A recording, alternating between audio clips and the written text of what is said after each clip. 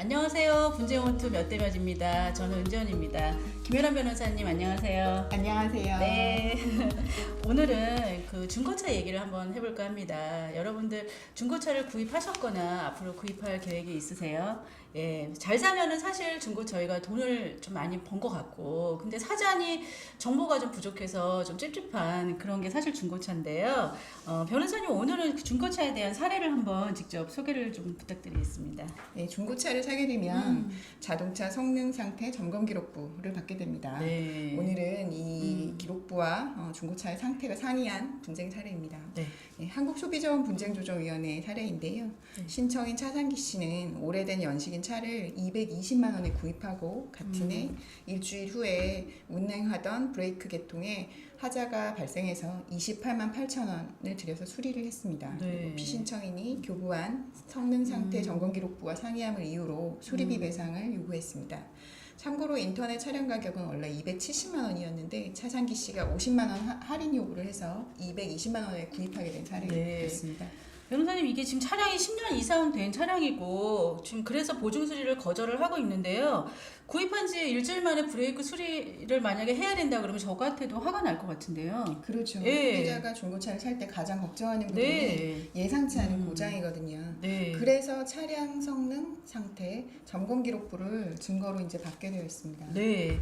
이 차상기 씨가 원래 인터넷 그 가격이 270이었는데 50만 원을 가격을 많이 할인을 해줬네요. 그래서 판매자 입장에서는 할인을 해줬기 때문에 보증 수리까지는 그 요구하는 거를 사실 받아들이지 않을 수도 있겠네요. 예, 그렇습니다. 네. 피신청인 같은 경우는 할인을 많이 해줘왔기 때문에 그 수리 보증까지는 해줄 필요가 없다. 네. 이렇게 주장을 했습니다. 네. 그러면 우리가 차량 성능 상태 점검 기록부를 한번 볼까요? 예.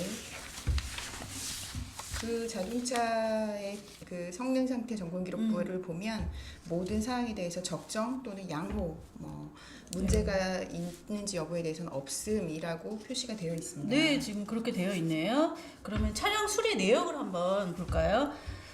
지금 총액은 28만 8,860원이고 캘리퍼 우측 교환, 브레이크 호스 교환, 브레이크 오일 교환, 뒤 라이닝 교환, 부가세 이렇게 해서 지금 수리 내역이 나와 있는데요. 자, 이런 경우에 변호사님 어떤 법규에 의해서 보상을 받게 됩니까? 자동차 관리법과 소비자 분쟁 해결 기준에 규정이 있고요.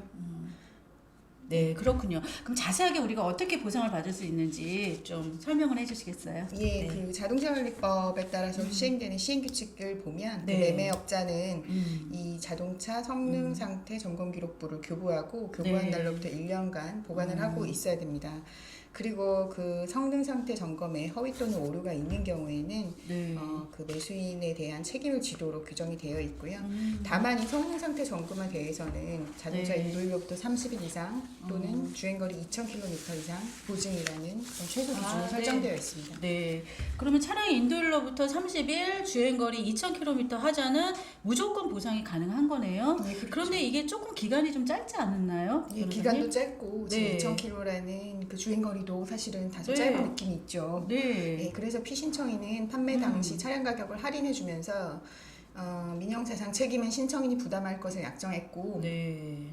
보증을 못하는 10년이 넘은 차량에 대해서 일방적으로 신청인이 수리한 데에 대해서 네. 그 수리비를 요구하고 있는 것이기 때문에 수용할 수 없다라는 주장을 또 동시에 하게 됩니다. 그렇겠네요. 예, 네. 그런데 지금 이 사건 차량의 성능 상태 점검 기록부상 그 여러 가지 상태가 양호하다고 기재되어 있음에도 불구하고 차량 인도 며칠 만에 브레이크 캘리퍼와 디스크가 고착되어서 작동되지 않았고 수리를 했기 때문에 피신청인에게 일행의 책임이 있다라고 분쟁조정위원회는 결정을 하게 되었습니다. 네. 변호사님 그러면 이건 모두 보상을 받을 수가 있는 건가요?